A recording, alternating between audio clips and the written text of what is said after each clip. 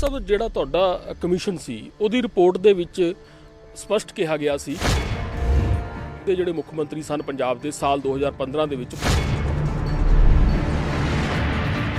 ਜਾਂ ਆਫਿਸ ਜਿਹੜਾ ਹੈ CMO ਹੈ ਦੈਟ ਵਾਸ ਕੈਪਟਨ ਲੂਪ, ਮਤਲਬ ਕਿ ਉਹਦੇ ਨਾਲ ਗੱਲਾਂ ਬਾਤਾਂ ਸਾਰੀ ਰਾਤ ਚੱਲ ਰਹੀਆਂ ਸੀ। ਉਹ DGP ਉਹਨਾਂ ਨੂੰ ਕਹਿੰਦਾ ਹੈ ਕਿ ਤੁਸੀਂ ਫਿਕਰ ਕਿਉਂ ਕਰਦੇ ਹੋ, ਮੈਂ ਸ਼ਹਿਰ ਖਾਲੀ ਕਰਾ ਕੇ ਤੇ ਸ਼ਹਿਰ ਦੀਆਂ ਕੁੰਜੀਆਂ ਤੁਹਾਡੇ ਹੱਥ ਫੜਾ ਦਊਂ। ਇਹ ਹੈ ਕਿ ਰਾਤ ਨੂੰ ਜਦੋਂ 2 ਵਜੇ ਗੱਲ ਹੋਈ ਉਦੋਂ ਸੁਮੇਧ ਸਿੰਘ ਸੈਣੀ ਨੇ ਕੁਝ ਅਪਰਾਈਜ਼ ਕੀਤਾ ਸ੍ਰੀ ਪ੍ਰਕਾਸ਼ ਸਿੰਘ ਬਾਦਲ ਜੀ ਨੂੰ। DGP ਨਾਲ ਗੱਲ ਕਰਨ ਤੋਂ ਬਾਅਦ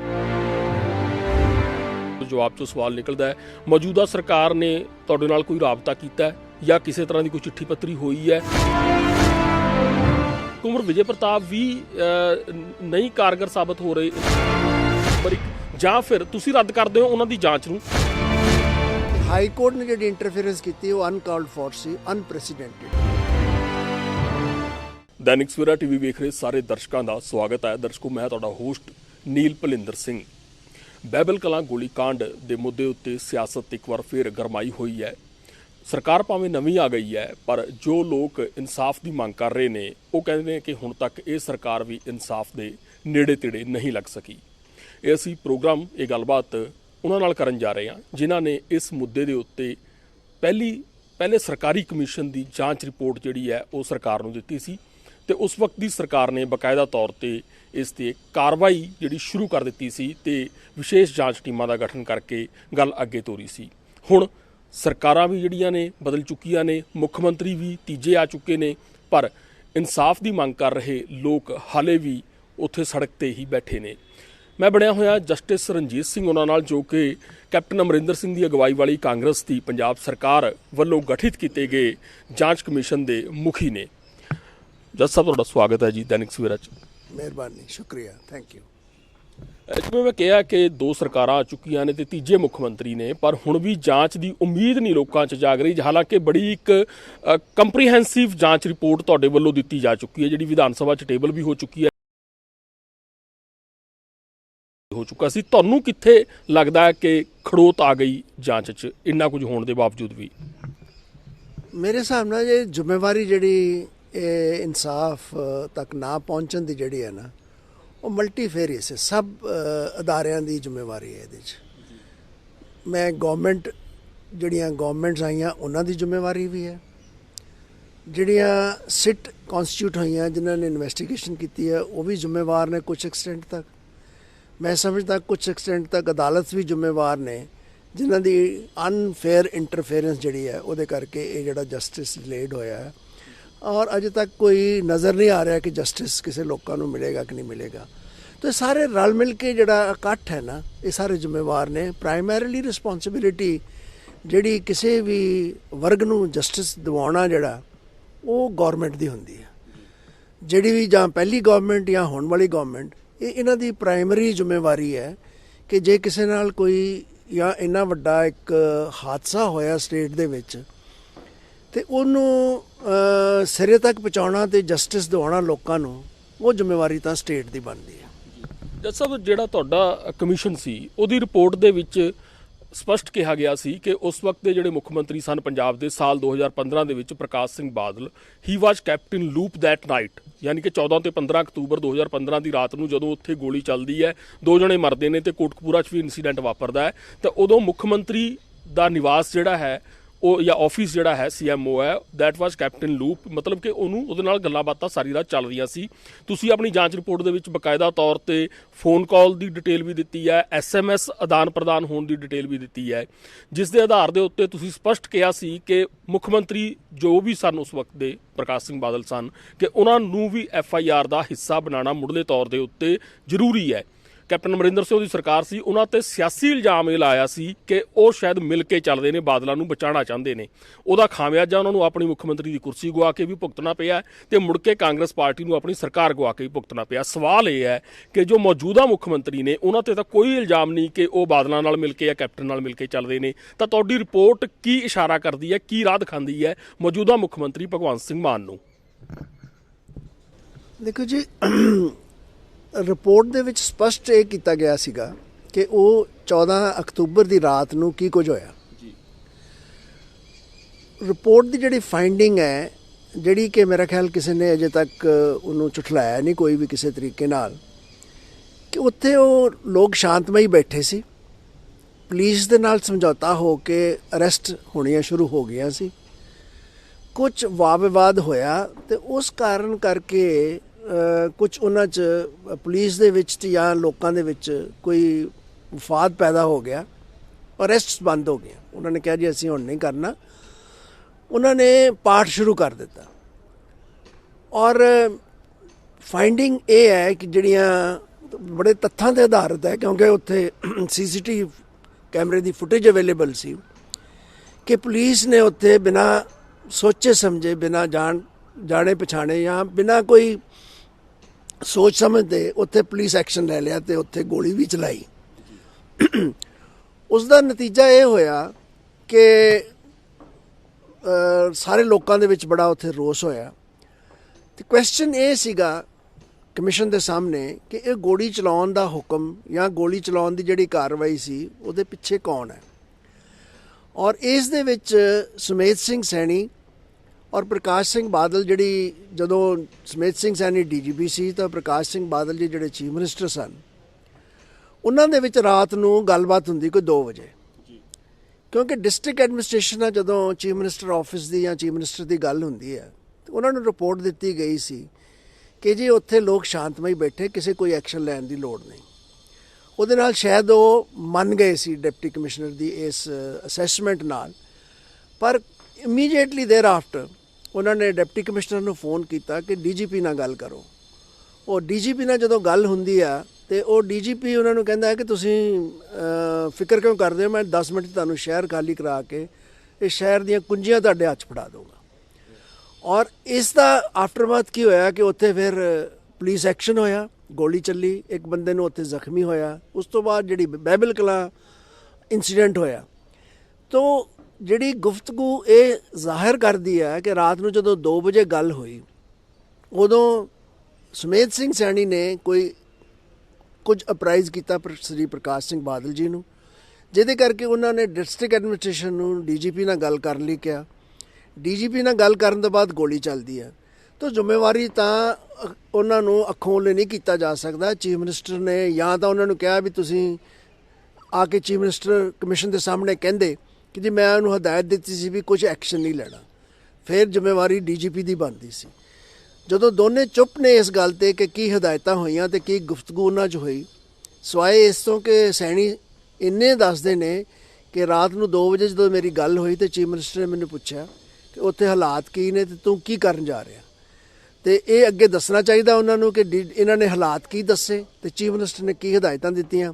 ਇਨਫਰੈਂਸ ਤੇ ਇਹੀ ਹੈ ਕਿ ਜਿਹੜਾ ਪਹਿਲਾਂ ਹੁਕਮ ਸੀ ਚੀਫ ਮਿਨਿਸਟਰ ਦਾ ਕਿ ਜੀ ਕੋਈ ਐਕਸ਼ਨ, ਚਲੋ ਕੋਈ ਨਹੀਂ ਬੈਠੇ ਰਹਿਣ ਦੇ ਉਹਨਾਂ ਨੂੰ, ਉਹ ਚੇਂਜ ਹੋਇਆ ਤੇ ਫਿਰ DGP ਦੇ ਕਹਿਣ ਤੇ ਉੱਥੇ ਕਿਹਾ ਕਿ 10 ਮਿੰਟ 'ਚ ਸ਼ਹਿਰ ਖਾਲੀ ਕਰਾ ਦਿਆਂਗਾ ਤੇ ਗੋਲੀ ਚੱਲਣ ਦਾ ਹੁਕਮ, ਤੇ ਇਹ ਸਾਰੀ ਜ਼ਿੰਮੇਵਾਰੀ ਤਾਂ ਚੀਫ ਮਿਨਿਸਟਰ ਉਸ ਵੇਲੇ ਦੀ ਤੇ DGP ਦੀ ਤਾਂ ਬਣਦੀ ਹੈ। ਜਿਹੜੀ ਉੱਥੇ ਪੁਲਿਸ ਅਫਸਰ ਜਿਨ੍ਹਾਂ ਨੇ ਗੋਲੀ ਚਲਾਈ ਜਾਂ ਜਿਨ੍ਹਾਂ ਨੇ ਐਕਸ਼ਨ ਲਿਆ ਉਹ ਤਾਂ ਜ਼ਿੰਮੇਵਾਰ ਹੈ ਹੀ ਹੈ ਨੇ।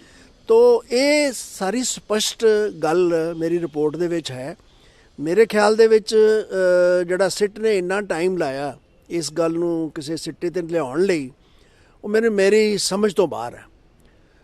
ਤੋ ਜੋ ਫੈਕਟ ਫਾਈਂਡਿੰਗ ਜਿਹੜੀ ਉਹਨਾਂ ਕੋਲ ਅਵੇਲੇਬਲ ਸੀ ਉਸ ਨੂੰ ਸ਼ੇਪ ਦੇਣੀ ਸੀ ਕਿ ਉਹ ਉਸ ਨੂੰ ਕਿਸ ਤਰ੍ਹਾਂ ਕੋਰਟ ਦੇ ਵਿੱਚ ਪ੍ਰੈਜ਼ੈਂਟ ਕੀਤਾ ਜਾ ਸਕਦਾ, ਜੋ ਸਿੱਟ ਦਾ ਕੰਮ ਸੀ, ਉਹਦੇ ਵਾਸਤੇ ਕੋਈ ਸਾਲ ਦੇ ਕਰੀਬ ਲੈ ਲੈਣਾ ਜਿਹੜਾ ਮੇਰੇ ਹਿਸਾਬ ਨਾਲ ਬਿਲਕੁਲ ਹੀ ਜਸਟੀਫਾਈਡ ਨਹੀਂ ਹੈ। ਪਰ ਅੱਜ ਜੋ ਲੋਕ ਬਾਈਬਲ ਕਲਾਂ 'ਚ ਬੈਠੇ ਨੇ ਤੇ ਸਰਕਾਰ ਦੇ ਨੁਮਾਇੰਦੇ ਵਜੋਂ ਪੰਜਾਬ ਵਿਧਾਨ ਸਭਾ ਦੇ ਸਪੀਕਰ ਕੁਲਤਾਰ ਸਿੰਘ ਸੰਧਵਾ ਚੋਣਾਂ ਤੋਂ ਪਹਿਲਾਂ ਜਦੋਂ ਸਰਕਾਰ ਦਾ ਹਿੱਸਾ ਨਹੀਂ ਸਨ, ਵਿਰੋਧੀ ਧਿਰ ਦਾ ਹਿੱਸਾ ਸਨ, ਉਦੋਂ ਵੀ ਜਾਂਦੇ ਰਹੇ ਨੇ ਤੇ ਹੁਣ ਸਰਕਾਰ ਦੇ ਨੁਮਾਇੰਦੇ ਵਜੋਂ ਤੇ ਨਿੱਜੀ ਇੱਕ ਸਿੱਖ ਵਜੋਂ ਵੀ ਉਹ ਜਾਂਦੇ ਨੇ। ਹਰ ਵਾਰ ਉਹ ਇੱਕ ਨਵਾਂ ਵਾਅਦਾ ਕਰਕੇ ਆਉਂਦੇ ਨੇ ਜਿਹੜਾ ਵਫਾ ਨਹੀਂ ਹੁੰਦਾ ਤੇ ਉਹਨਾਂ ਦਾ ਗੁੱਸਾ ਜਿਹੜਾ ਹੈ ਉਹ ਜ਼ਿਆਦਾ ਤੀਬਰ ਹੋ ਜਾਂਦਾ। ਜਿਹੜੇ ਉੱਥੇ ਪ੍ਰਦਰਸ਼ਨਕਾਰੀ ਬੈਠੇ ਨੇ, ਧਰਨਾਕਾਰੀ ਬੈਠੇ ਨੇ, ਉਹਨਾਂ ਦੀ ਵਾਹਦ ਇੱਕੋ ਇੱਕ ਮੰਗ, ਜਿਹਦੇ ਵੱਲ ਤੁਸੀਂ ਵੀ ਇਸ਼ਾਰਾ ਕੀਤਾ ਹੈ, ਕਿ ਉਸ ਵਕਤ ਦੇ ਮੁੱਖ ਮੰਤਰੀ ਨੂੰ ਜਿਹੜਾ ਹੈ ਇਸ ਜਾਂਚ ਦੇ ਵਿੱਚ ਮੁਲਜ਼ਮ ਦੇ ਤੌਰ ਤੇ ਸ਼ਾਮਲ ਕਰ ਲਿਆ ਜਾਏ। ਕੀ ਤੁਹਾਨੂੰ ਲੱਗਦਾ ਹੈ ਕਿ ਸਰਕਾਰ ਵਾਸਤੇ ਇਹ ਸੰਭਵ ਹੈ? ਤੁਹਾਡੀ ਰਿਪੋਰਟ ਜਾਂ ਜਿਹੜੀਆਂ 2 ਜਾਂਚ ਟੀਮਾਂ ਬਣ ਚੁੱਕੀਆਂ ਨੇ ਹੁਣ ਤੱਕ ਦੀਆਂ, ਉਹਨਾਂ ਦੇ ਆਧਾਰ ਦੇ ਉੱਤੇ ਸੌਖਾ ਹੈ ਕਿ ਕੁਲਤਾਰ ਸਿੰਘ ਸੰਧਵਾ ਸਾਹਿਬ ਨੂੰ ਸਪਸ਼ਟ ਨਹੀਂ ਹੈ ਸਥਿਤੀ, ਜਾਂ ਮੁੱਖ ਮੰਤਰੀ ਸਾਹਿਬ ਨੂੰ ਕੋਈ ਸਹੀ ਤਰ੍ਹਾਂ ਤੁਹਾਡੀਆਂ ਰਿਪੋਰਟਾਂ ਦੇ ਆਧਾਰ ਦੇ ਉੱਤੇ ਕਾਨੂੰਨੀ ਕਾਰਵਾਈ ਬਾਰੇ ਰੌਸ਼ਨੀ ਪਾਉਣ 'ਚ ਸਫਲ ਨਹੀਂ ਹੋ ਪਾ ਰਿਹਾ? ਮੈਨੂੰ ਇਹ ਨਹੀਂ ਸਮਝ ਆਉਂਦਾ ਕਿ ਉਹਨਾਂ ਨੂੰ ਕੀ ਇਨਫੋਰਮੇਸ਼ਨ ਹੈ, ਜਾਂ ਗੌਰਮੈਂਟ ਨੂੰ ਜਾਂ ਸਿੱਧਵਾਂ ਸਾਹਿਬ ਨੂੰ ਜਿਹੜੀ ਸਿੱਟ ਹੈ ਉਹ ਕੀ ਇਨਫੋਰਮੇਸ਼ਨ ਦਿੰਦੀ ਹੈ ਜਿਹਦੇ ਕਰਕੇ ਉਹ ਕੁਝ ਵਾਅਦੇ ਕਰਦੇ ਨੇ ਉੱਥੇ ਜਾ ਕੇ ਲੋਕਾਂ ਨਾਲ। ਪਰ ਮੈਂ ਤੁਹਾਨੂੰ ਸਪਸ਼ਟ ਤੌਰ ਤੇ ਆਪਣੀ ਜਿਹੜੀ ਰਿਪੋਰਟ ਦੀ ਮੇਰੀ ਫਾਈਂਡਿੰਗ ਹੈ ਮੈਂ ਤੁਹਾਡੇ ਨਾਲ ਸ਼ੇਅਰ ਕੀਤੀ ਹੈ। ਮੇਰੇ ਹਿਸਾਬ ਨਾਲ ਜਿਹੜਾ ਜੋ ਇਨਵੈਸਟੀਗੇਸ਼ਨ ਜੋ ਇਨਕੁਆਇਰੀ ਮੈਂ ਕੀਤੀ ਹੈ ਉਹਦੇ ਹਿਸਾਬ ਨਾਲ ਉਸ ਵੇਲੇ ਦੇ ਡੀਜੀਪੀ ਤੇ ਉਸ ਵੇਲੇ ਦੇ ਮੁੱਖ ਮੰਤਰੀ ਪ੍ਰਾਈਮਾ ਫੇਸ਼ਾ ਹੀ ਰਿਸਪੌਂਸਿਬਲ ਨੇ ਜੋ ਕੋਟਕਪੂਰਾ 'ਚ ਕਾਰਵਾਈ ਹੋਈ ਹੈ। ਇਸ ਤੋਂ ਇਲਾਵਾ ਜਿਹੜੇ ਉੱਥੇ ਇੰਚਾਰਜ ਸਨ ਪੁਲਿਸ, ਮੈਂ ਹੋਲਡ ਕੀਤਾ ਕਿ ਉਮਰਾ ਨੰਗਲ ਉੱਥੇ ਇੰਚਾਰਜ ਸੀ ਜਿਹਦੀ ਅਗਵਾਈ ਵਿੱਚ ਗੋਲੀ ਚੱਲੀ। ਹੋਰ ਵੀ ਜਿੰਨੇ ਵੀ ਆਫਿਸਰ ਨੇ ਮੈਂ ਜਿਨ੍ਹਾਂ ਨੂੰ ਇੰਡਿਕਟ ਕੀਤਾ ਹੈ ਉਹਨਾਂ ਦੇ ਖਿਲਾਫ ਕਲੀਅਰ ਐਕਸ਼ਨ ਬਣਦਾ ਹੈ। ਔਰ ਇਹ ਸਿੱਟ ਦੀ ਜ਼ਿੰਮੇਵਾਰੀ ਸੀ ਕਿ ਉਹ ਤੱਤ ਇਕੱਠੇ ਕਰਕੇ ਉਹਨਾਂ ਨੂੰ ਇੱਕ ਸ਼ੇਪ ਦਿੰਦੇ, ਚਾਰਜ ਸ਼ੀਟ ਦੀ ਸ਼ੇਪ 'ਚ ਦਿੰਦੇ, ਜਿਨ੍ਹਾਂ ਨੂੰ ਪ੍ਰੈਜ਼ੈਂਟ ਕਰਨਾ ਸੀ ਕੋਰਟ ਦੇ ਵਿੱਚ ਤਾਂ ਕਿ ਕੋਰਟ ਦੇ ਵਿੱਚ ਉਹ ਪ੍ਰੂਫ ਦੇ ਤੌਰ ਤੇ ਪੇਸ਼ ਕੀਤੇ ਜਾਣ।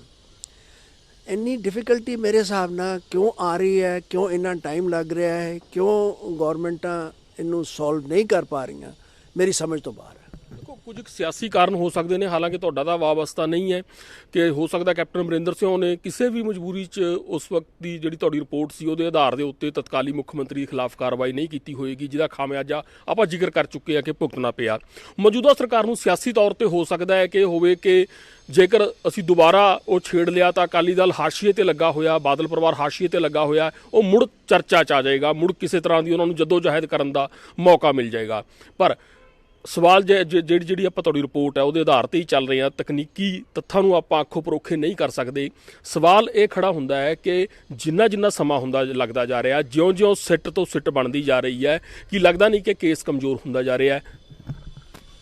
ਬਿਲਕੁਲ ਜੀ, ਦੇਖੋ ਨਾ 2014 ਦਾ ਵਾਕਿਆ, 2015 ਜੀ, ਹਾਂਜੀ 2015 ਦਾ ਵਾਕਿਆ ਤੇ ਅੱਜ ਅਸੀਂ 2023 ਦੇ ਵਿੱਚ ਹਾਂ। ਹਾਂਜੀ 7-8 ਸਾਲ ਹੋ ਚੱਲੇ ਨੇ ਇਸ ਵਾਕਿਆ ਨੂੰ।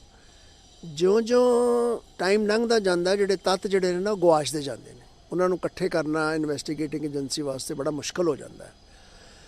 ਹਾਂ, ਇਸ ਕੇਸ ਦੇ ਵਿੱਚ ਇੱਕ ਪਹਿਲੂ ਇਹ ਵੀ ਆ ਕਿ ਇਹ ਕੁਝ ਤੱਤ ਜਿਹੜੇ ਨੇ ਨਾ ਉਹ ਗੁਆਚਣ ਤੋਂ ਪਹਿਲਾਂ ਥੋੜ੍ਹੇ ਇਕੱਠੇ ਹੋ ਗਏ। ਕੁਝ ਇੱਕ ਕਮਿਸ਼ਨ ਪਹਿਲਾਂ ਬਣਿਆ, ਇੱਕ ਮੇਰਾ ਕਮਿਸ਼ਨ ਬਣਿਆ, ਐਵੀਡੈਂਸ ਕਲੈਕਟ ਹੋ ਗਈ।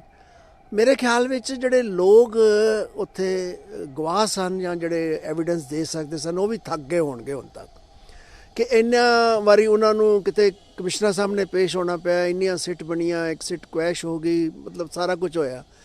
ਇਸ ਹਾਲਾਤ ਦੇ ਵਿੱਚ ਲੋਕੀ ਤੰਗ ਆ ਜਾਂਦੇ ਨੇ ਕਿ ਕੀ ਇਹਨਾਂ 'ਚੋਂ ਕੁਝ ਨਹੀਂ ਨਿਕਲਣਾ। ਮੇਰਾ ਖਿਆਲ ਹੈ ਲੋਕ ਹੁਣ ਵਿਸ਼ਵਾਸ ਖੋ ਚੁੱਕੇ ਨੇ ਇਨਸਾਫ ਪ੍ਰਣਾਲੀ ਦੇ ਵਿੱਚ।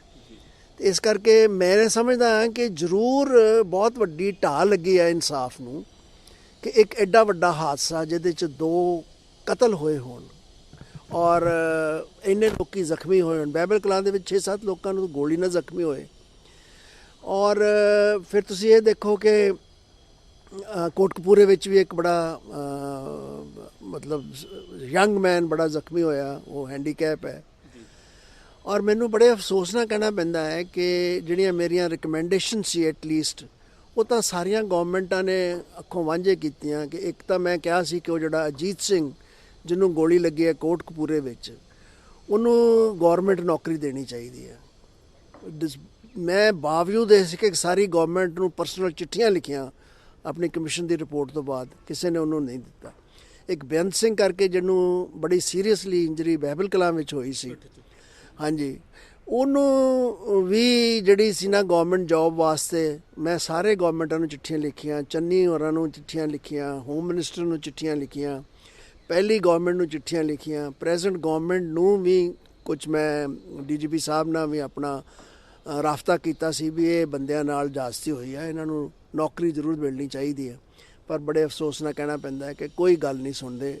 ਇਹ ਤਾਂ ਇੱਕ ਬੜੀ ਮਾਮੂਲੀ ਜਿਹੀ ਗੱਲ ਸੀ, ਕਿਸੇ ਨੂੰ ਇੱਕ ਇੰਜਰਡ ਆਦਮੀ ਨੂੰ ਜਿਹੜਾ ਸਟੇਟ ਐਕਸ਼ਨ 'ਚ ਇੰਜਰਡ ਹੋਇਆ ਹੋਵੇ ਉਹਨੂੰ ਕੰਪਨਸੇਟ ਕਰਨਾ ਅਤੇ ਉਹਨੂੰ ਨੌਕਰੀ ਦੇਣੀ, ਇਹ ਤਾਂ ਇੱਕ ਬੜੀ ਮਾਮੂਲੀ ਜਿਹੀ ਗੱਲ ਹੈ ਗੌਰਮੈਂਟ ਵਾਸਤੇ। ਪਰ ਉਹ ਵੀ ਨਹੀਂ ਕੀਤਾ ਉਹਨਾਂ ਨੇ। ਤੇ ਇਨਸਾਫ ਤਾਂ ਬੜੀ ਦੂਰ ਦੀ ਗੱਲ ਨਜ਼ਰ ਆਉਂਦੀ ਹੈ ਇਹਨਾਂ ਹਾਲਾਤਾਂ ਵਿੱਚ। ਮੈਂ ਆਖਰੀ ਦੋ ਸਵਾਲ ਲੈਣੇ ਨੇ। ਇੱਕ ਤਾਂ ਇਸੇ ਗੱਲ ਚੋਂ ਤੁਹਾਡੇ ਚੋਂ ਜਵਾਬ ਚੋਂ ਸਵਾਲ ਨਿਕਲਦਾ ਹੈ, ਮੌਜੂਦਾ ਸਰਕਾਰ ਨੇ ਤੁਹਾਡੇ ਨਾਲ ਕੋਈ ਰਾਬਤਾ ਕੀਤਾ ਹੈ ਜਾਂ ਕਿਸੇ ਤਰ੍ਹਾਂ ਦੀ ਕੋਈ ਚਿੱਠੀ ਪੱਤਰੀ ਹੋਈ ਹੈ ਜਾਂ ਕਿਸੇ ਤਰ੍ਹਾਂ ਦੀ ਕੋਈ ਤੁਹਾਡੀ ਰਿਪੋਰਟ ਬਾਰੇ ਉਹਨਾਂ ਨੇ ਕਲੈਰੀਫਿਕੇਸ਼ਨ ਲੈਣੀ ਹੋਵੇ ਜਾਂ ਕੋਈ ਗੱਲ ਹੋਰ ਜ਼ਿਆਦਾ ਬਰੀਕੀ ਨਾਲ ਸਮਝਣੀ ਹੋਵੇ, ਕੋਈ ਇਸ ਤਰ੍ਹਾਂ ਦਾ ਹੋਇਆ ਸੰਪਰਕ? ਫਿਰ ਮੈਂ ਅਗਲਾ ਸਵਾਲ ਲਵਾਂ। ਨਹੀਂ, ਮੇਰੇ ਨਾਲ ਕੋਈ ਸੰਪਰਕ ਨਹੀਂ ਪ੍ਰੈਜ਼ੈਂਟ ਗਵਰਨਮੈਂਟ ਦਾ, ਤੇ ਨਾ ਹੀ ਮੈਂ ਕੋਈ ਕੋਸ਼ਿਸ਼ ਕੀਤੀ ਸੰਪਰਕ ਕਰਨ ਦੀ। ਸਵਾਲ ਇਹ ਹੈ ਕਿ ਜੋ ਤੁਹਾਡੀ ਜਾਂਚ ਰਿਪੋਰਟ ਸੀ, ਜਿਸ ਦੇ ਆਧਾਰ ਦੇ ਉੱਤੇ ਕੈਪਟਨ ਅਮਰਿੰਦਰ ਸਿੰਘ ਦੀ ਸਰਕਾਰ ਨੇ ਸਿੱਟ ਬਣਾਈ, ਉਹਦਾ ਵੱਡਾ ਦਾਰੋਮਦਾਰ ਕੁੰਵਰ ਵਿਜੇ ਪ੍ਰਤਾਪ ਜਿਹੜੇ ਕਿ ਉਦੋਂ ਪੁਲਿਸ ਅਫਸਰ ਸਨ, ਉਹਨਾਂ ਦੇ ਉੱਤੇ ਸੀ। ਹਾਲਾਂਕਿ ਮੁਖੀ ਹੋਰ ਸੀ ਟੀਮ ਦੇ, ਪਰ ਜਿਹੜੀ ਜ਼ਿਆਦਾ ਦਾਰੋਮਦਾਰ ਜਾਂ ਅਗਵਾਈ ਜਿਹੜੀ ਹੈ ਲੀਡ ਉਹਨਾਂ ਨੇ ਕੀਤਾ ਜਾਂਚ ਨੂੰ, ਜਿਸ ਦਾ ਕਿ ਹਾਈ ਕੋਰਟ ਦੇ ਵਿੱਚ ਵੀ ਪਿੱਛੇ ਕਾਫੀ ਚਰਚਾ ਹੋਈ ਸੀ। ਹਾਈ ਕੋਰਟ ਨੇ ਫਟਕਾਰ ਵੀ ਲਾਈ ਸੀ ਉਹਨਾਂ ਦੇ ਜਾਂਚ ਢੰਗ ਨੂੰ ਲੈ ਕੇ, ਜਾਂ ਉਹਨਾਂ ਵੱਲੋਂ ਜਿਸ ਤਰ੍ਹਾਂ ਦੀਆਂ ਚੀਜ਼ਾਂ ਜਿਹੜੀਆਂ ਨੇ ਉਹ ਸ਼ਾਮਲ ਕੀਤੀਆਂ ਜਾ ਰਹੀਆਂ ਸਨ ਸਾਰੀ ਗੱਲ ਦੇ ਵਿੱਚ। ਹੁਣ ਉਹ ਸਰਕਾਰ ਦਾ ਹਿੱਸਾ ਨੇ। ਕੀ ਕਾਰਨ ਲੱਗਦਾ ਕਿ ਕੁੰਵਰ ਵਿਜੇ ਪ੍ਰਤਾਪ ਵੀ ਨਹੀਂ ਕਾਰਗਰ ਸਾਬਤ ਹੋ ਰਹੇ ਇਨਸਾਫ ਲਈ? ਨੰਬਰ 1, ਜਾਂ ਫਿਰ ਤੁਸੀਂ ਰੱਦ ਕਰਦੇ ਹੋ ਉਹਨਾਂ ਦੀ ਜਾਂਚ ਨੂੰ ਕਿ ਉਹਨਾਂ ਦੀ ਜਾਂਚ ਹੀ ਜਿਸ ਤਰ੍ਹਾਂ ਕਿ ਹਾਈ ਕੋਰਟ ਦੇ ਵਿੱਚ ਉਹਨਾਂ ਨੂੰ ਲਤਾੜਿਆ ਗਿਆ ਕਿ ਕੀ ਉਹਨਾਂ ਦਾ ਢੰਗ ਤਰੀਕਾ ਹੀ ਗਲਤ ਸੀ, ਉਸ ਕਰਕੇ ਵੀ ਡੀਰੇਲ ਹੋਇਆ ਹੈ, ਡਿਲੇ ਹੋਇਆ ਹੈ ਇਨਸਾਫ? ਹਾਂ, ਇਹ ਗੱਲ ਨਹੀਂ ਨਕਾਰੀ ਜਾ ਸਕਦੀ ਕਿ ਜੀ ਜਿਹੜੀ ਕੁੰਵਰ ਵਿਜੇ ਪ੍ਰਤਾਪ ਹੋਰਾਂ ਦੀ ਸਿੱਟ ਸੀਗੀ, ਉਹਨੇ ਕੋਈ ਕੁਝ ਉਹਦੇ 'ਚ ਕਮੀਆਂ ਰਹਿ ਗਈਆਂ ਜਿਹਦੇ ਕਰਕੇ ਹਾਈ ਕੋਰਟ ਨੇ ਇੰਟਰਫੇਰੈਂਸ ਕੀਤੀ। ਹਾਂ, ਹਾਲਾਂਕਿ ਮੈਂ ਔਨ ਰਿਕਾਰਡ ਕਹਿੰਦਾ ਵਾਂ ਕਿ ਹਾਈ ਕੋਰਟ ਨੇ ਜਿਹੜੀ ਇੰਟਰਫੇਰੈਂਸ ਕੀਤੀ ਉਹ ਅਨਕਾਲਡ ਫੋਰ ਸੀ, ਅਨਪ੍ਰੈਸੀਡੈਂਟਡ ਸੀ। ਇਨਵੈਸਟੀਗੇਸ਼ਨ 'ਚ ਨਾਰਮਲੀ ਇੰਟਰਫੇਰੈਂਸ ਨਹੀਂ ਹੁੰਦੀ। ਸਪੋਜ਼ ਕਰ ਲਓ ਇੱਕ ਮਿੰਟ ਕਿ ਜਿਹੜੀ ਸਿੱਟ ਜਿਹੜੀ ਕੁੰਵਰ ਵਿਜੇ ਪ੍ਰਤਾਪ ਹੋਰਾਂ ਨੇ ਜਿਹੜੀ ਸਿੱਟ ਸੀ, ਉਹਦੇ 'ਚ ਕੁਝ ਗਲਤੀਆਂ ਸਨ, ਉਹਦੇ 'ਚ ਕੁਝ ਖਾਮੀਆਂ ਸਨ। ਤਾਂ ਉਹ ਖਾਮੀਆਂ ਜਿਹੜੀਆਂ ਨੇ ਉਹ ਕੋਰਟ ਨੇ ਦੇਖਣੀਆਂ ਸੀ, ਟ੍ਰਾਇਲ ਕੋਰਟ ਨੇ ਦੇਖਣੀਆਂ ਸੀ, ਨਾ ਕਿ ਹਾਈ ਕੋਰਟ ਨੇ। ਟ੍ਰਾਇਲ ਹੁੰਦਾ ਉੱਥੇ ਜੇ ਕੋਈ ਖਾਮੀਆਂ ਸੀ ਜਿਹੜੀਆਂ ਸਿੱਟ 'ਚ ਰਹਿ ਗਈਆਂ ਸੀ, ਜਾਂ ਸੋ ਕਾਲਡ ਜਿਹੜੀਆਂ ਅਨਫੇਅਰ ਗੱਲਾਂ ਹੋਈਆਂ ਅਕਿਊਜ਼ ਨਾਲ, ਉਹਦਾ ਐਡਵਾਂਟੇਜ ਅਕਿਊਜ਼ ਲੈ ਸਕਦੇ ਸੀਗੇ ਆਪਣਾ ਟ੍ਰਾਇਲ ਕੋਰਟ ਦੇ ਵਿੱਚ। ਇਹ ਅਨਪ੍ਰੈਸੀਡੈਂਟਡ ਹੈ ਕਿ ਇਨਵੈਸਟੀਗੇਸ਼ਨ 'ਚ ਇੰਟਰਫੀਅਰੈਂਸ ਕਰਕੇ ਤੇ ਉਹਨਾਂ ਨੂੰ ਕਹਿ ਦਿੱਤਾ ਜਾਵੇ ਕਿ ਜੀ ਹਾਂ, ਕੋਰਟਸ ਦੇ ਕੋਲ, ਸੁਪਰੀਮ ਕੋਰਟ ਜਾਂ ਹਾਈ ਕੋਰਟ ਦੇ ਵਿੱਚ ਅਧਿਕਾਰ ਹੈਗਾ ਕਿ ਕਿਸੇ ਕੇਸ ਦੀ ਫਰਦਰ ਇਨਵੈਸਟੀਗੇਸ਼ਨ ਆਰਡਰ ਕਰ ਸਕਣ। ਰੀ ਇਨਵੈਸਟੀਗੇਸ਼ਨ ਜਿਹੜੀ ਹੈ ਨਾ ਉਹ ਪੋਸੀਬਲ ਨਹੀਂ ਹੈ। ਸੈਟ ਅਸਾਈਡ ਕਰਕੇ ਇਹ ਆਲਮੋਸਟ ਰੀ ਇਨਵੈਸਟੀਗੇਸ਼ਨ ਹੋ ਰਹੀ ਹੈ ਜਿਹੜੀ ਕਿ ਕਾਨੂੰਨ ਦੇ ਦਾਇਰੇ ਤੋਂ ਬਾਹਰ ਹੈ ਮੇਰੇ ਵਿਚਾਰ ਨਾਲ। ਕਿਸੇ ਵੀ ਇਨਵੈਸਟੀਗੇਸ਼ਨ ਨੂੰ ਤੁਸੀਂ ਕਹਿ ਸਕਦੇ ਹੋ ਕਿ ਆਹ ਇਨਵੈਸਟੀਗੇਸ਼ਨ ਜਿਹੜੀ ਹੈ, ਕੋਈ ਵੀ ਜਿਹੜੀ ਅਦਾਲਤ ਹੈ ਉਹ ਪੁਲਿਸ ਨੂੰ ਡਾਇਰੈਕਟ ਨਹੀਂ ਕਰ ਸਕਦੀ ਕਿ ਇਨਵੈਸਟੀਗੇਸ਼ਨ ਕਿੱਦਾਂ ਕਰਨੀ ਹੈ। ਉਹ ਪੁਲਿਸ ਦੀ ਡਿਸਕ੍ਰਿਸ਼ਨ ਹੈ। ਜੇ ਪੁਲਿਸ ਨੇ ਇਨਵੈਸਟੀਗੇਸ਼ਨ ਗਲਤ ਕੀਤੀ ਹੈ ਤਾਂ ਉਹਦਾ ਐਡਵਾਂਟੇਜ ਅਕਿਊਜ਼ ਲੈਂਦਾ ਹੈ। ਜੇ ਪੁਲਿਸ ਨੇ ਇਨਵੈਸਟੀਗੇਸ਼ਨ ਪ੍ਰੋਪਰ ਕੀਤੀ ਹੈ ਤੇ ਉਹਦਾ ਪ੍ਰੋਸੀਕਿਊਸ਼ਨ ਨੂੰ ਐਡਵਾਂਟੇਜ ਹੁੰਦਾ ਹੈ। ਪਰ ਇਸ ਗੱਲ ਤੇ ਇੰਟਰਫੇਰੈਂਸ ਕਰ ਲੈਣਾ ਕਿ ਜੀ ਇਹ ਇਨਵੈਸਟੀਗੇਸ਼ਨ ਠੀਕ ਨਹੀਂ ਸੀ, ਇਹਨੂੰ ਠੀਕ ਨਹੀਂ ਕੀਤਾ ਗਿਆ, ਹਾਂ ਉਹਦੇ 'ਚ ਤਰੁੱਟੀਆਂ ਜਿਹੜੀਆਂ ਸੀਗੀਆਂ ਉਹਨਾਂ ਨੂੰ ਛੱਡ ਦੇਣਾ ਚਾਹੀਦਾ ਸੀ ਟ੍ਰਾਇਲ ਕੋਰਟ ਵਾਸਤੇ ਅਸੈਸ ਕਰਨ ਵਾਸਤੇ, ਨਾ ਕਿ ਹਾਈ ਕੋਰਟ ਦੇ ਵਿੱਚ ਉਹਦੀ ਅਸੈਸਮੈਂਟ ਹੁੰਦੀ। ਤੋਂ ਬਾਅਦ ਵਿੱਚ ਜਿਹੜੀਆਂ ਵੀ ਸਿੱਟ ਬਣੀਆਂ ਨੇ ਉਹਨਾਂ ਨੇ ਵੀ ਕੋਈ ਇੰਨਾ ਟਾਈਮ ਲੈਣ ਦੀ ਤਾਂ ਕੋਈ ਮਕਸਦ ਨਹੀਂ ਸੀ, ਜ਼ਰੂਰ ਨਹੀਂ ਸੀ। ਇਹ ਤਾਂ ਕੁੰਵਰ ਵਿਜੇ ਪ੍ਰਤਾਪ ਹੋਰ ਹੀ ਦੱਸ ਸਕਦੇ ਕਿ ਗੌਰਮੈਂਟ 'ਚ ਰਹਿ ਕੇ ਜੋ ਨਜ਼ਰ ਆਉਂਦਾ ਉਹ ਐਪਰੈਂਟਲੀ ਜੋ ਨਜ਼ਰ ਆਉਂਦਾ ਫਰੋਮ ਜਿਹੜਾ ਕਿ ਅਸੀਂ ਰੋਜ਼ਮਰਰੇ ਦੇਖ ਸਕਦੇ ਹਾਂ, ਉਹ ਉਹਨਾਂ ਨੇ ਕੁਝ ਕੋਸ਼ਿਸ਼ ਕੀਤੀ ਹੈ। ਸ਼ਾਇਦ ਉਹਨਾਂ ਦੀ ਕੋਸ਼ਿਸ਼ ਜਿਹੜੀ ਹੈ ਐਪਰੀਸ਼ੀਏਟ ਨਹੀਂ ਹੋ ਰਹੀ, ਜਾਂ ਉਹਨੂੰ ਗੌਰਮੈਂਟ ਵੱਲੋਂ ਕੋਈ ਹੁੰਗਾਰਾ ਨਹੀਂ ਮਿਲ ਰਿਹਾ। ਇਹ ਐਪਰੈਂਟਲੀ ਨਜ਼ਰ ਆਉਂਦਾ। ਵਿੱਚ ਕੀ ਗੱਲ ਹੈ ਮੈਂ ਕਹਿ ਨਹੀਂ ਸਕਦਾ ਕੁਝ। ਗੱਲਬਾਤ ਦਾ ਜੇਕਰ ਅਸੀਂ ਨਿਚੋੜ ਕੱਢਣਾ ਹੋਏ ਆਪਣੀ 15-20 ਮਿੰਟ ਦੀ, ਤਾਂ ਮੈਨੂੰ ਇਹ ਲੱਗ ਰਿਹਾ ਹੈ ਕਿ ਘੱਟੋ ਘੱਟ ਸਰਕਾਰ ਇੱਕ ਕੰਮ ਤੇ ਜ਼ਰੂਰ ਕਰ ਸਕਦੀ ਹੈ ਕਿ ਜੋ ਵੀ ਸਿੱਟ ਹੁਣ ਜਾਂਚ ਕਰ ਰਹੀ ਹੈ ਉਹਨੂੰ ਟਾਈਮ ਬਾਉਂਡ ਕਰ ਦਿੱਤਾ ਜਾਏ, ਉਹਨੂੰ ਫ੍ਰੀ ਛੱਡਿਆ ਹੋਇਆ ਹੈ। ਤਾਂ ਹੀ ਮੇਰੇ ਖਿਆਲ 'ਚ ਵਾਰ-ਵਾਰ ਮੋਰਚੇ ਜਾ ਕੇ ਜੋ ਵਾਅਦੇ ਕੀਤੇ ਜਾਂਦੇ ਨੇ ਸੰਧਵਾਂ ਵੱਲੋਂ ਜਾਂ ਹੋਰਾਂ ਵੱਲੋਂ, ਉਹ ਵਫਾ ਨਹੀਂ ਹੁੰਦੇ। ਉਹ ਫਿਰ ਮੁੜ ਕੇ ਮੋਰਚਾ ਅੱਗੇ ਜਿਹੜਾ ਹੈ ਲੰਮਾ ਹੋ ਜਾਂਦਾ ਹੈ। ਕੀ ਤਾਂ ਤੁਸੀਂ ਮਹਿਸੂਸ ਕਰਦੇ ਹੋ ਕਿ ਇਹ ਵੱਡੀ ਖਾਮੀ ਸ਼ੁਰੂ ਤੋਂ ਹੁੰਦੀ ਆਈ ਹੈ ਕਿ ਕਿਸੇ ਵੀ ਸਿੱਟ ਨੂੰ, ਜਾਂਚ ਟੀਮ ਨੂੰ ਟਾਈਮ ਬਾਉਂਡ ਕਰਕੇ ਨਹੀਂ ਚੱਲਿਆ ਗਿਆ? ਬਿਲਕੁਲ ਟਾਈਮ ਬਾਉਂਡ ਹੋਣੀ ਚਾਹੀਦੀ ਹੈ। ਦੇਖੋ ਜੀ, ਟਾਈਮ ਜਿਹੜਾ ਇਨਵੈਸਟੀਗੇਸ਼ਨ ਕੰਪਲੀਟ ਕਰਨ ਦਾ ਟਾਈਮ ਸਟੈਚੂਟਰੀ ਲੇਡ ਡਾਊਨ ਨੇ। ਜਿਹੜੀ ਅਫੈਂਸ ਪਨਿਸ਼ੇਬਲ ਜ਼ਿਆਦਾ ਹੋਵੇ ਉਹਦੇ 'ਚ 90 ਦਿਨ 'ਚ ਇਨਵੈਸਟੀਗੇਸ਼ਨ ਹੋਣੀ ਚਾਹੀਦੀ ਹੈ ਕੰਪਲੀਟ। ਜਿਹੜੀ ਛੋਟੀ ਕੇਸ ਹੈਗਾ ਉਹਦੇ 'ਚ 60 ਦਿਨ 'ਚ ਇਨਵੈਸਟੀਗੇਸ਼ਨ ਕੰਪਲੀਟ ਹੋਣੀ। ਇਹ ਟਾਈਮ ਬਾਉਂਡ ਹੈ ਅਤੇ ਸਾਲ ਸਿੱਟ ਇਨਵੈਸਟੀਗੇਸ਼ਨ ਕਰੇ। ਔਰ ਉਸ ਹਾਲਾਤ ਦੇ ਵਿੱਚ ਜਿੱਥੇ ਕਿ ਇੱਕ ਪ੍ਰਾਇਮਰੀਲੀ ਫੈਕਟਸ ਇਕੱਠੇ ਕੀਤੇ ਗਏ ਹੋਣ ਕਮਿਸ਼ਨ ਦੀ ਰਿਪੋਰਟਾਂ ਦੇ ਵਿੱਚ, ਜਾਂ ਪਹਿਲੀ ਸਿੱਟ ਦੇਖੋ ਨਾ, ਕੁੰਵਰ ਵਿਜੇ ਪ੍ਰਤਾਪ ਹੋਰਾਂ ਨੇ ਐਵੀਡੈਂਸ ਦਾ ਰਿਕਾਰਡ ਕੀਤੀ ਨਾ, ਲੋਕਾਂ ਦੇ ਬਿਆਨ ਦਾ ਰਿਕਾਰਡ ਕੀਤੇ। ਤੇ ਉਹਨਾਂ ਨੂੰ ਦੂਸਰੀ ਸਿੱਟ ਜਿਹੜੀ ਸੀਗੀ ਉਹਨਾਂ ਨੂੰ ਅਸੈਸ ਕਰਕੇ ਉਹਨਾਂ ਦੇ ਰੀ ਰਿਕਾਰਡ ਹੀ ਕਰਨੇ ਸੀ ਨਾ। ਇੰਨਾ ਟਾਈਮ ਲੱਗਣ ਦਾ ਕੋਈ ਮੈਨੂੰ ਨਜ਼ਰ ਨਹੀਂ ਆਉਂਦਾ। ਹਾਂ, ਸਾਰੀਆਂ ਗਵਰਨਮੈਂਟਾਂ ਨੂੰ ਜਿੰਨੀਆਂ ਸਿੱਟ ਬਣਾਈਆਂ ਸੀ ਉਹਨਾਂ ਨੂੰ ਟਾਈਮ ਬਾਉਂਡ ਕਰਨਾ ਚਾਹੀਦਾ ਸੀ। ਔਰ ਹਾਂ, ਇਹ ਗੱਲ ਤਾਂ ਠੀਕ ਹੈ ਨਾ, ਹਾਈ ਕੋਰਟ ਨੇ ਕਿਹਾ ਕਿ ਮੋਨੀਟਰ ਨਹੀਂ ਕਰ ਸਕਦੀ government, agreed, sit should act independently, but government ਇਹਨਾਂ ਤੇ ਕਹਿ ਸਕਦੀ ਹੈ ਨਾ ਇੰਨੇ ਚਿਰ 'ਚ ਆਪਣੀ ਇਨਵੈਸਟੀਗੇਸ਼ਨ ਕੰਪਲੀਟ ਕਰੋ। ਜੇ ਨਹੀਂ ਤਾਂ ਉਹ ਕਾਰਨ ਪੁੱਛੇ ਉਹਨਾਂ ਨੂੰ ਕੀ ਕਾਰਨ ਹੈ ਵੀ ਇਨਵੈਸਟੀਗੇਸ਼ਨ ਕੰਪਲੀਟ ਨਹੀਂ ਹੋਈ, ਤੇ ਫਿਰ ਉਹਨਾਂ ਨੂੰ ਟਾਈਮ ਐਕਸਟੈਂਡ ਕਰੇ। ਟਾਈਮ ਬਾਉਂਡ ਕਰਨਾ ਚਾਹੀਦਾ, ਤਾਂ ਹੀ ਇਨਸਾਫ ਵੱਲ ਅੱਗੇ ਗੱਲ ਤੁਰ ਸਕਦੀ ਹੈ। ਜਸਟਿਸ ਰਣਜੀਤ ਸਿੰਘ ਉਹਨਾਂ ਨਾਲ ਅਸੀਂ ਗੱਲਬਾਤ ਕੀਤੀ ਹੈ, ਜਿਨ੍ਹਾਂ ਦੀ ਅਗਵਾਈ ਦੇ ਵਿੱਚ ਬਹਿਬਲ ਕਲਾਂ ਗੋਲੀकांड ਦੀ ਜਾਂਚ ਲਈ ਕਮਿਸ਼ਨ ਬੈਠਿਆ ਸੀ ਤੇ ਉਸ ਕਮਿਸ਼ਨ ਦੇ ਆਧਾਰ ਦੇ ਉੱਤੇ ਵੱਖ-ਵੱਖ ਜਾਂਚ ਟੀਮਾਂ ਹੁਣ ਤੱਕ ਜਿਹੜੀਆਂ ਨੇ ਕਾਰਜਸ਼ੀਲ ਨੇ। ਮੋਟੇ ਤੌਰ ਦੇ ਉੱਤੇ ਇੱਕ ਨੁਕਤਾ ਉੱਭਰ ਕੇ ਸਾਹਮਣੇ ਆਇਆ ਹੈ ਕਿ ਘੱਟੋ-ਘੱਟ ਸਰਕਾਰ ਇੱਕ ਪਹਿਲ ਕਦਮੀ ਕਰਦੇ ਹੋਏ ਫੌਰੀ ਤੌਰ ਦੇ ਉੱਤੇ ਜੋ ਵੀ ਜਾਂਚ ਟੀਮਾਂ ਕੰਮ ਕਰ ਰਹੀਆਂ ਨੇ ਬਹਿਬਲ ਕਲਾਂ 'ਚ ਵੀ, ਕੋਟਕਪੂਰਾ 'ਚ ਵੀ ਤੇ ਉਸ ਤੋਂ ਪਹਿਲਾਂ ਬਰਗਾੜੀ ਵਿੱਚ ਵੀ, ਕਿ ਉਹਨਾਂ ਦੀ ਜਾਂਚ ਨੂੰ ਜਿਹੜੀ ਹੈ ਸਮਾਬੱਧ ਕਰੇ, ਇੱਕ ਟਾਈਮ ਨਿਸ਼ਚਿਤ ਕਰੇ ਕਿ ਉਦੋਂ ਤੱਕ ਤੁਸੀਂ ਰਿਪੋਰਟ ਦੇਣੀ ਹੈ। ਤੁਹਾਡੀ ਜਾਂਚ ਸਿਰੇ ਤੇ ਪਹੁੰਚ ਗਈ ਹੈ ਤਾਂ ਵੀ, ਜੇ ਨਹੀਂ ਪਹੁੰਚੀ ਤਾਂ ਵੀ, ਤਾਂ ਮੇਰੇ ਖਿਆਲ 'ਚ ਸ਼ਾਇਦ ਥੋੜ੍ਹੀ ਬਹੁਤੀ ਮੱਲਮ ਜਿਹੜੀ ਹੈ ਜੋ ਇਨਸਾਫ ਦੀ ਤਵੱਕੋ ਕਰਦੇ ਲੋਕ ਉੱਥੇ ਬੈਠੇ ਨੇ ਉਹਨਾਂ ਜ਼ਖਮਾਂ ਤੇ ਲੱਗ ਸਕਦੀ ਹੈ। ਬਹੁਤ ਸ਼ੁਕਰੀਆ ਜੱਜ ਸਾਹਿਬ, ਸਤਿ ਸ਼੍ਰੀ ਅਕਾਲ ਜੀ।